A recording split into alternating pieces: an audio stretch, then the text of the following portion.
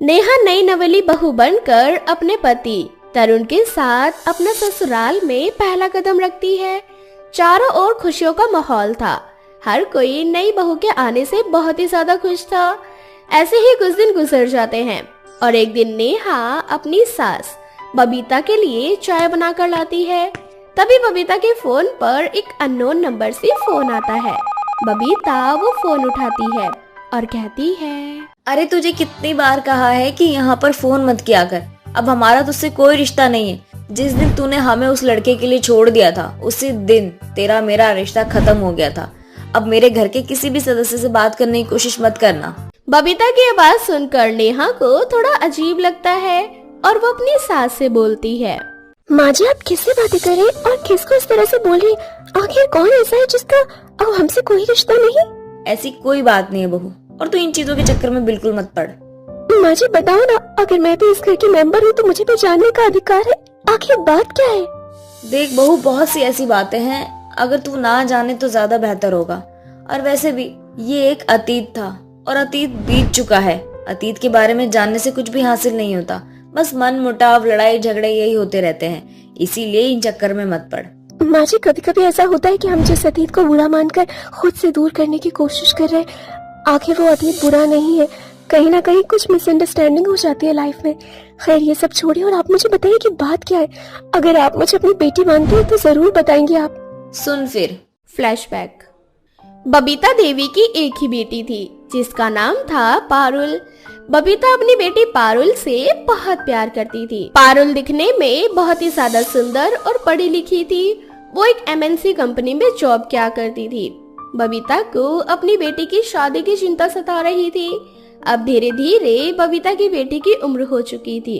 एक दिन बबीता पारुल से बोलती है, बेटा पारुल, तेरे लिए ना बहुत अच्छे अच्छे रिश्ते आ रहे हैं। तेरी बुआ ने भेजा है। मैं तुझे व्हाट्सएप पे फोटो भेज दूंगी। तुझे जो लड़का पसंद हो तू मुझे बता देना। हम उसी से बात आगे करेंगे। माँ मैं आपसे कितनी बार बोल रही हूँ, मुझे कोई शादी नहीं करनी। अरे क्यों नहीं करनी शादी? तेरी उम्र 26 साल हो चुकी है और वैसे भी सही उम्र में शादी करना सही रहता है। तुझे अपनी लाइफ में जो करना था वो सब कुछ तूने कर लिया। तुझे पढ़ाई करना था, जॉब हासिल करनी थी। अब क्या चाहिए बेटा? एक सही टाइम पे शादी कर ले, मुझे भी अच्छा लगेगा।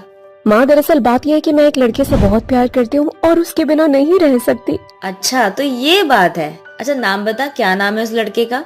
वो मेरी कंपनी में मेरे साथ जॉब करता है और उसका नाम इमरान है। वो भी इसी शहर में रहता है। क्या कहा तूने? इमरान? तेरा दिमाग तो ठीक है ना? ये मुस्लिम लड़का ही तुझे मिला था? अरे हमारे हिंदू धर्म में लड़के मर गए थे क्या? और मैंने तुझे इतना पढ़ाया लिखा है, वो भी इस दिन के लिए। अरे 36 टुकड़े करवा के फ्रिज में जाना है क्या तुझे? नहीं सुना था क्या वो श्रद्धा वाला न्यूज? मैं नहीं चाहती कि तेरे साथ भी यही सब हो। और अगर तू मुझसे प्यार करती है तो इस लड़के का चक्कर छोड़ देगी। जैसा माँ बाप बोले वैसा ही बच्चों को करना चाहिए। माँ मैं श्रद्धा नहीं हूँ और मेरा इमरान कोई कातिल नहीं है। शादी करूंगी तो इमरान से करूंगी, वरना मैं नहीं करूंगी। और इमरान मुझे बाद में मारेगा, उससे पहले मैं खुद को मार डालूंगी। हाँ तो मेरी बात भी ध्यान से सुन ले। अगर तू सच में मुझसे प्यार करती है तो इमरान को भूल जा, और अगर नहीं तो इस लड़के के साथ जाके शादी कर ले। मुझे कोई मतलब नहीं है, लेकिन दोबारा मेरे घर में कभी मत आना। Flashback out. उस दिन लास्ट बात यही हुई थी मेरी पारुल से। फिर पारुल ने कभी फोन नहीं किया। कुछ दिन बाद पता चला कि पारुल ने इस लड़के से शादी कर ली। शादी को अब 1 साल हो चुका है, पर पारुल को जब भी मेरी याद आती है तो वो मुझे फोन कर लेती है। लेकिन अब मुझे उससे कोई बात नहीं करनी, क्योंकि उसने मेरा दिल तोड़ा है। यूं ही समय गुजरता जाता है। एक दिन घर वाले फोन पर पारुल का फोन आता है और वो फोन नेहा उठाती है। पारुल नेहा से बहुत देर तक बातें करती है। नेहा को पारुल बहुत अच्छी लगती है। थोड़ी देर बाद नेहा अपने नंदोई इमरान से भी फोन पर बातें करती है। नेहा को इमरान नेचर वाइज बहुत अच्छा लगता है। अब नेहा चाहती थी कि वो किसी तरह से पारुल और इमरान का घर में आना जाना शुरू करवा दे। एक दिन मौका देखकर नेहा पारुल और इमरान के घर जाती है। नेहा देखती है कि पारुल अपने ससुराल में बहुत खुश है। उसके ससुराल वाले भले ही धर्म से मुस्लिम हो, लेकिन वो पारुल को अपनी बेटी से भी बढ़कर मानते थे। थोड़ी देर बाद पारुल और नेहा दोनों अकेले में बातचीत करती हैं। तभी नेहा पारुल से कहती है, सच बताना दीदी, तुम अपने ससुराल में खुश तो हो ना? ये मत सोचना कि तुमने ये कदम उठा लिया तो तुम्हारे साथ कोई भी नहीं, मैं हूं ना तुम्हारे साथ, इसीलिए जो भी बात हो आप मुझे बता सकती हो। भाभी, मेरी शादी को 1 साल हो गए और 3 महीने से मैं प्रेग्नेंट हूँ। सच बताऊं तो मुझे इस घर में कोई कमी नहीं। मैं अपने माँ बाप को यही बात तो समझाना चाहती हूँ कि हर इंसान एक जैसा नहीं होता, और माँ बाप की चिंता एक साइड है, लेकिन मैं इमरान के साथ इतने सालों से हूँ। उसने आज तक मुझे कभी किसी चीज की कोई कमी महसूस ही नहीं होने दी, और यही बात तो मैं अपनी माँ को समझाना चाहती हूँ कि इमरान मेरे लिए एकदम परफेक्ट है। लेकिन माँ है कि मेरी बात मानने को तैयार नहीं। एक माँ बाप को क्या चाहिए कि उनकी बेटी ससुराल में खुश रहे, और सच बताओ, जब माँ को पता चलेगा कि आप ससुराल में खुश हो तो वो नानी बनने वाली है, तो शायद वो सब कुछ भूल जाएंगी। वहाँ पर इमरान आ जाता है और इमरान नेहा से बोलता है, ऐसा कुछ भी नहीं है भाभी, हमने बहुत कोशिश की पारुल की फैमिली को मनाने की, लेकिन वो माने ही नहीं। उनका ये मानना है कि शायद मैं पारुल के टुकड़े टुकड़े करके फ्रिज में डाल दूंगा या फिर पारुल को जान से मार दूंगा। सच बताऊं तो मेरी जान बचती है इसके अंदर, और मेरा होने वाला बच्चा पारुल की कोख में है। अब मैं क्या सबूत दूं अपनी सच्चाई का? चलो अब मैं चलती हूँ, बाकी टेंशन मत लेना, सब कुछ ठीक हो जाएगा। हाँ, इमरान नेहा को घर छोड़ने के लिए आता है। रास्ते में नेहा और इमरान का एक्सीडेंट हो जाता है, जहां नेहा को काफी चोट लग जाती है। नेहा का बहुत सारा खून भी निकल जाता है। किसी तरह से इमरान और नेहा को अस्पताल में एडमिट करवाया जाता है। नेहा की कंडीशन को देखते हुए डॉक्टर को खून की जरूरत थी। पूरे परिवार में अब नेहा और इमरान के एक्सीडेंट की खबर लग जाती है।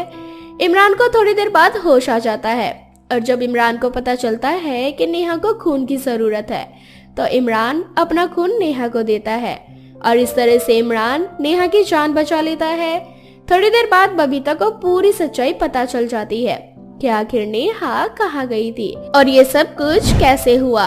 कहीं ना कहीं मन में नाराजगी लेते हुए बबीता नेहा से कहती है, कहा था ना उस मुस्लिम से कोई मतलब नहीं रखना है, क्यों गई थी उसके घर? कर दिया ना एक्सीडेंट उसने। माँ जी, आज मैं जिंदा हूँ तो उनकी वजह से ही, अगर वो मुझे खून ना देते तो आज मैं जिंदा नहीं रहती। और सच बताऊं माँ जी, अब तो आपको समझ में आ जाना चाहिए कि हिंदू मुस्लिम कुछ नहीं होता। आज उसी मुस्लिम का खून मेरी रगों में दौड़ रहा है, और आज उनकी वजह से मेरी जान बची है। पारुल दीदी के ससुराल गई थी, सब कुछ देख कर आई हूँ अपनी आंखों से। पारुल दीदी को वहाँ पर बेटी की तरह प्यार मिलता है, बेटी की तरह, और आप नानी बनने वाली है। शादी को 1 से 1.5 साल हो चुका है। अगर इमरान को उसे मारना ही होता तो वो कब का पारुल को मारकर दूसरी शादी कर चुके होते। ये सब सुनने के बाद बबीता को अपनी गलती का एहसास हो जाता है, और वो इमरान से माफी मांगती है, और अपनी बेटी और दामाद दोनों को माफ करने के बाद उनको अपना लेती है। जिसके बाद अब वो हंसी खुशी अपने जीवन में आगे बढ़ते हैं, और परिवार के साथ मेल जोल बनाकर एक दूसरे का सुख दुख बांटते हैं। ये कहानी है मोना की, जो कि सोशल मीडिया पर हर समय एक्टिव रहा करती थी। चलिए देखते हैं कि आज की कहानी से हमें क्या सीख मिलती है। एक दिन मोना छत पे जाकर अपने फोन में इंस्टाग्राम ओपन करती है और रील्स बनाना शुरू कर देती है, और गाते हुए कहती है, इतने आशिकों का मैं क्या करूं, किसे हाँ करूं किसे ना करूं, किस किस की मैं परवाह करूं, मैं इतनी सुंदर हूँ, मैं क्या करूं क्या करूं क्या करूं क्या करूं। तभी वहाँ मोना की सास विभा आ जाती है, और विभा अपनी बहू से कहती है, अरे बहू, क्या कर रही है तू? अरे माँ जी, दिखाई नहीं दे रहा क्या आपको? मैं इंस्टा पे रील्स बना रही हूँ, रील्स। हाँ तो कोई पहाड़ नहीं तोड़ रही। अरे तुझे ध्यान होना चाहिए कि शाम हो चुकी है, अनुराग का आने का समय हो गया है, तो खाना वगैरह बना लूं। माँ जी, मेरे लिए सबसे पहले जरूरी है रील्स बनाना, ना कि खाना बनाना। और हाँ, आप एक काम करो, आप खाना खुद ही बना लो आज। इससे तो बहस करना ही बेकार है। मेरा बेटा आता ही होगा, भूखा होगा वो, मैं खुद ही खाना बना लेती हूँ। इतना बोलकर विभा खुद रसोई में जाती है और खाना बनाना शुरू कर देती है। थोड़ी देर बाद जब अनुराग घर आ जाता है, तब मोना अनुराग के आने की आवाज सुनती है, तो उसके लिए एक गिलास पानी लेकर जाती है, और इसको पानी देते हुए उससे कहती है, ये लीजिए पानी आपके लिए, और हाँ, आज मैंने सारा खाना बनाया है। अरे बहू, अरे माँ जी, आप चलिए बैठिए, खाना मैं लगा देती हूँ। देखा माँ, कितनी सेवा करने वाली बहू मिली है आपको। हाँ बेटा। आप दोनों ना मेरी तारीफ करने का कोई मौका नहीं छोड़ते। अरे खाना लगाओ ना, भूख लग रही है। हाँ हाँ। मोना सभी के लिए खाना लगाती। समय ऐसे ही बीतता जाता है। मोना का सारा ध्यान बस इंस्टा पे रील्स बनाने में लगा रहता था। उसकी सास उसको एक बहू का क्या कर्तव्य होता है ये समझाया करती थी, मगर मोना पर बस रील्स बनाने का भूत सवार था। ऐसे ही जब तक अनुराग ऑफिस चला नहीं जाता तब तक मोना घर का सब काम किया करती और उसके जाते ही घर का सारा काम उसकी सास किया करती। ऐसे ही दोपहर के समय मोना बन ठन के कहीं जा रही होती है, तभी उसकी सास उससे कहती है, बहू तू कहाँ जा रही है? ओफो माँ जी, कितनी बार कहा है, जाते टाइम मत टोका करो। माफ करना बहू, लेकिन बता कर तो जा कि तू कहाँ जा रही है। मैं सीपी जा रही हूँ, मुझे अपने दोस्तों के साथ वीडियोस बनाने हैं। बहू अगर तू चली जाएगी तो मैं कैसे रहूंगी? अकेले मेरा घर में मन नहीं लगता। मैं कोई मन बहलाने की चीज हूँ क्या जो आपके लिए कहीं आना जाना ही बंद कर दो? ठीक है बहू तू जा। दरवाजा बंद कर लो। इतना बोलकर मोना वहाँ से चली जाती है। विभा अकेले ही घर में रह जाती है। ऐसे ही एक दिन मोना अपने कमरे में बैठकर 36 प्रकार के मुंह बनाकर इंस्टा पे रील्स बना रही होती है। तभी उसकी सास आती है और उसे कहती है, बहू अरे वो कुसुम आंटी आई है तो जरा चाय वगैरह बना दे। अरे माँ जी, आपको नहीं पता क्या, इस टाइम मैं अपने फ्रेंड से लाइव चैट करती हूँ। बेटा ये सब भी तो जरूरी है ना। मेरे लिए सबसे पहले मेरा इंस्टा रील्स है माँ जी। आप जाके खुद अपने पड़ोसियों को चाय वगैरह बना दीजिए, मुझसे इन चीजों की उम्मीद मत कीजिए। ठीक है, जो तुझे ठीक लगता है तू वो कर। विभा रसोई में जाकर खुद ही चाय वगैरह बनाने लगती है और चाय बनाकर अपनी पड़ोसन कुसुम के लिए ले जाती है। तभी कुसुम कहती है, अरे विभा, बहू कहाँ है जो तू चाय लेकर आ रही है? हाँ अरे वो बहू की तबीयत ठीक नहीं है ना, इसीलिए। अच्छा, क्या हुआ उसको? अरे वो थोड़ा सर में दर्द है बहू के। अरे आजकल की बहू बड़ी ही कामचोर होती है, जरा सा काम किया नहीं कि सर दर्द, पैर दर्द ये सब सुनाने लग जाती हैं। अरे नहीं नहीं, मेरी बहू सच में बहुत अच्छी है, उसकी थोड़ी तबीयत ठीक नहीं है ना। हाँ वो तो ठीक है, मगर ध्यान दियो विभा, और ये सब इसीलिए समझा रही हूँ क्योंकि तू बहुत सीधी है। अरे तू चिंता मत कर पागल, मेरी बहू मेरा बहुत ख्याल रखती है और सास होने के नाते मेरा भी तो फर्ज बनता है ना कि मैं अपनी बहू को थोड़ा सा आराम दूं, क्योंकि वो भी तो बच्ची है ना अभी। बड़ी किस्मत वाली है तेरी बहू जो उसको तेरी जैसी सास मिली है। अच्छा जी। मोना अपनी सास की सारी बातें सुन लेती है और अपने कमरे में जाकर खुद से कहती है, मैं कितनी गलत थी, मेरी सास मुझे कितना प्यार करते हैं, बल्कि लोगों के बीच भी मुझे अच्छा ही बना रहे हैं, बल्कि मैं हूँ भी नहीं। मैं अब से अपनी सास को शिकायत का एक मौका भी नहीं दूंगी। अपनी सास की बातें सुनने के बाद मोना को अकल आ जाती है और समय से घर का सारा काम करके फ्री टाइम में इंस्टा रील्स बनाने लगती है। ऐसे ही कुछ दिन बीत जाते हैं। उसकी सास अपनी बहू का ऐसा रूप देखकर बहुत खुश होती है। ऐसे ही एक दिन मोना अपने कमरे में बैठकर इंस्टा चला रही होती है। मोना देखती है उनके फैन फॉलोइंग्स कम होती जा रही है। वो खुद से बात करते हुए कहती है, हे भगवान, ये क्या, इतनी मेहनत से मेरे फॉलोअर्स बढ़े थे और जब से मैंने इंस्टा पे कम ध्यान देना शुरू किया है तब से मेरी फैन फॉलोइंग्स कम हो रही है और जो बच्चे कुछ फैंस हैं वो मेरी वीडियो का वेट कर रहे हैं। नहीं नहीं मोना, अब तुझे इंस्टा पर पूरा ध्यान देना होगा, इंस्टा रील्स बनानी ही होगी तुझे। मोना अपना फोन लेकर छत पे जाती है और रील्स बनाना शुरू कर देती है। ऐसे ही समय बीतता जाता है और मोना की हरकतें फिर से पहले जैसी ही हो जाती है। कभी छत पे तो कभी रसोई में, कभी बाहर जाके रील्स बनाया करती। ऐसे ही एक दिन मोना अपने कमरे में रील्स बना रही थी। तभी वहाँ उसकी सास आती है और उससे कहती है, बहू मेरी तबीयत बहुत खराब हो रही है, मुझे डॉक्टर के पास ले चल या फिर कोई दवाई दे दे मुझे। आप अपने कमरे में जाओ, मैं अभी आती हूँ, रील्स बना लो लास्ट। ठीक है बेटा, थोड़ा जल्दी करना। इतना बोलकर विभा अपने कमरे में चली जाती है। ऐसे ही 1 घंटे बीत जाता है मगर मोना अपने रील्स में ही बिजी होती है। विभा खुद उठकर मोना के पास जाती है और इससे कहती है, बहू मेरी तबीयत बहुत खराब हो रही है। बस माँ जी आप चलो, आ रही हूँ।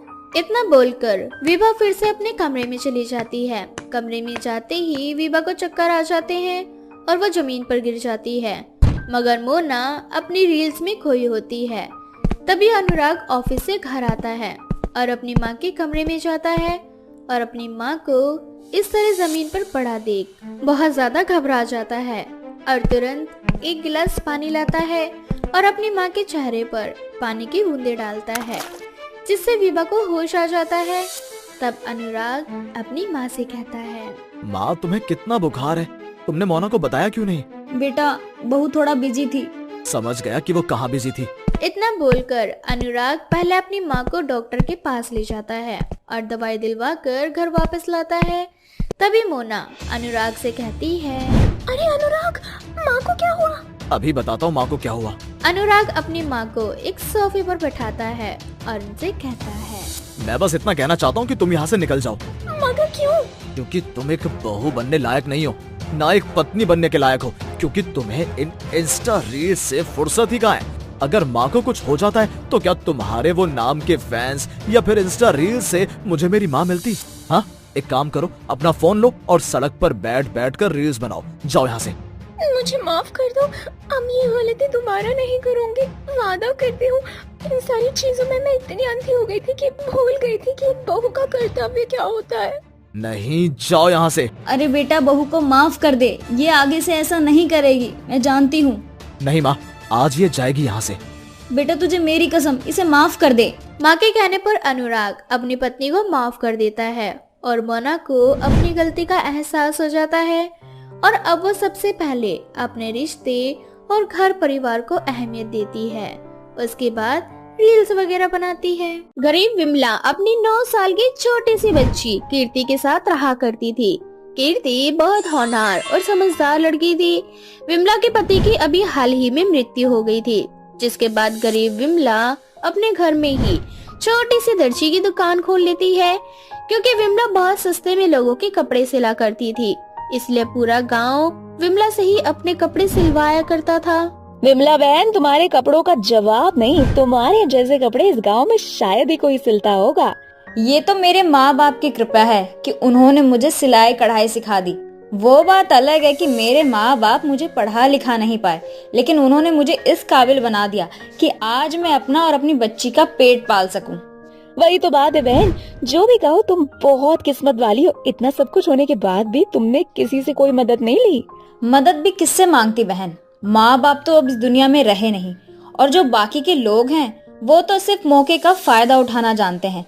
अगर मेरे रिश्तेदार इतने ही भले होते ना, तो मेरे पति के गुजर जाने के बाद वो मुझे देखने जरूर आते। रिश्तेदार तो होते ही ऐसे। वैसे तुम्हारी बेटियां स्कूल जा रही है या नहीं? हाँ, जैसे मैं अनपढ़ रह गई वैसे मैं नहीं चाहती कि मेरी बेटी भी अनपढ़ रहे। उसे तो कपड़े का इतना ज्यादा शौक है, वो कपड़े को खुद डिजाइन करके मुझे देती है और कहती है कि माँ मेरे लिए ऐसी ड्रेस तैयार कर दो। इसी तरह से विमला दुकान पर आई उस औरत से काफी देर तक बातें करती है। पूरा दिन ऐसे ही निकल जाता है। अब अगले दिन जब विमला सिलाई कर ही रही होती है, तभी कीर्ति एक प्यारी सी फ्रॉक पहनकर अपनी माँ से कहती है, माँ देखो मैं फ्रॉक में कैसी लग रही हूँ। बिल्कुल परी लग रही है मेरी बेटी। आपको पता है ना, कल मेरे स्कूल में एक छोटा सा फंक्शन है। उसमें कोई गाना गाएगा तो कोई डांस करेगा। मैंने भी सोचा है मैं स्टेज पर रैंप वॉक करूंगी। ये राम वॉक क्या होता है? माँ, राम वॉक नहीं, रैंप वॉक। हमारी टीचर ने बताया था, इसमें लड़कियाँ अच्छी सी ड्रेस पहनती है, अच्छा सा मेकअप करती है, उसके बाद हम रैंप वॉक करते हैं स्टेज पर। सभी लोग देखकर खूब तालियां बजाते हैं और जीतने वाले को ना इनाम भी मिलता है। अच्छा ये बात है, फिर तो अच्छी बात है। मेरी बिटिया रानी, कल तू अपना परफॉर्म अच्छे से करियो। पर माँ, फ्रॉक तो सबने देखी हुई है, इसलिए मैं चाहती हूँ आप ना मेरे लिए कोई दूसरी फ्रॉक सिल दो, और वो भी इतनी प्यारी सी कि जिसे देखकर सबकी आंखें खुली के खुली रह जाए। कीर्ति बेटा, इस फ्रॉक में तू कितनी अच्छी लग रही है और किसी परी से कम भी नहीं लग रही। कल सुबह इतनी जल्दी मैं तेरे लिए ड्रेस नहीं बना पाऊंगी, और कपड़ा भी तो नहीं है कि मैं कोई अच्छा सा ड्रेस बना पाऊँ तेरे लिए। मुझे कुछ नहीं पता माँ, कल के फंक्शन में मुझे ही जीतना है और इसके लिए मुझे नई ड्रेस चाहिए। अगर आपने मुझे नई ड्रेस बना के नहीं दी तो मैं कल स्कूल नहीं जाऊंगी।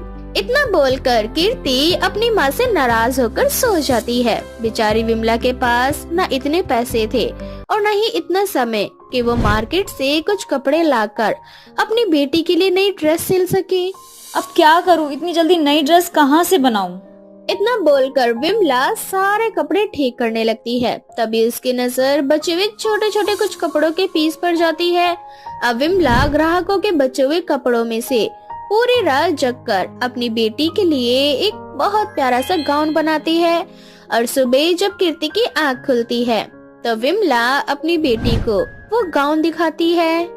मेरी प्यारी बेटी का प्यारा सा गाउन तैयार हो चुका है। अब बताओ मेरी परी, ये गाउन कैसा है? अब तक की सबसे सुंदर ड्रेस अब तो मैं इसे ही पहन कर जाऊंगी। माँ, आप दुनिया की सबसे अच्छी माँ हो। इतना बोलकर कीर्ति स्कूल चली जाती है और स्कूल के फंक्शन में उसी गाउन को पहनकर स्टेज पर रैंप वॉक करती है। सभी को उसकी ड्रेस और उसकी रैंप वॉक बहुत पसंद आती है।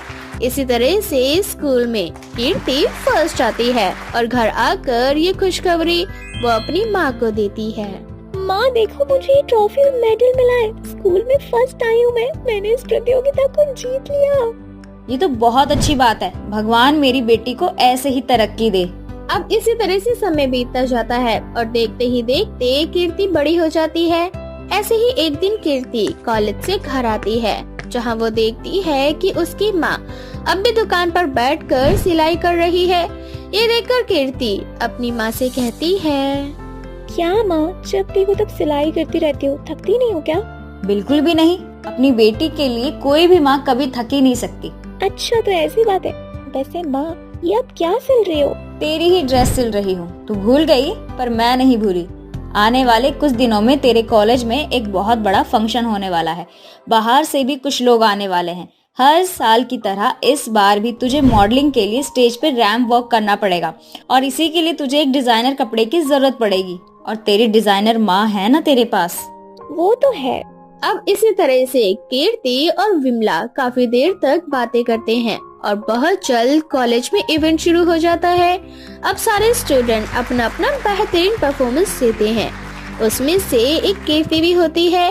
कॉलेज में बाहर से भी कुछ लोग आए हुए थे जिन्हें कीर्ति की मॉडलिंग काफी पसंद आती है और इसलिए वो लोग कीर्ति को साइन कर लेते हैं। देखिए कीर्ति जी, हम इंटरनेशनल लेवल पर काम करते हैं। अगर आप इस रिजॉर्ट को जीत जाती हैं तो आप मिस इंडिया बन जाएंगी। आपके पास एक बहुत बड़ी अपॉर्चुनिटी खुद चलकर आई है। क्या सच में? अगर मैं इस रिजॉर्ट में जीत जाती हूँ तो क्या मैं मिस इंडिया बन जाऊंगी? जब ये खुशखबरी माँ सुनेंगी तो माँ कितनी खुश होंगी। मुझे मंजूर है।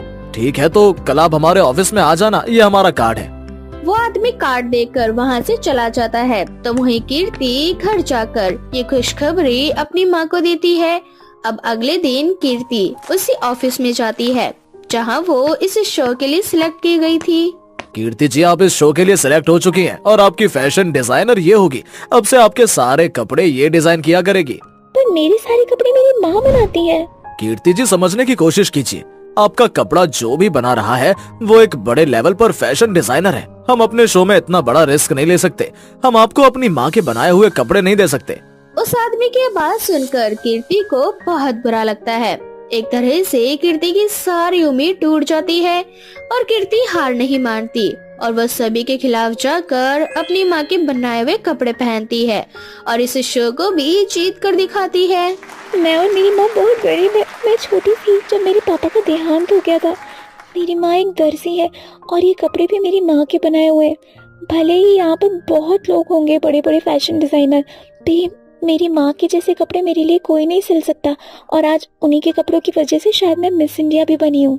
मिस इंडिया का ताज जीतने के बाद कीर्ति को हर इंसान पहचानने लगता है और इस तरह एक गरीब दर्जी वाली की बेटी मिस इंडिया बन जाती है।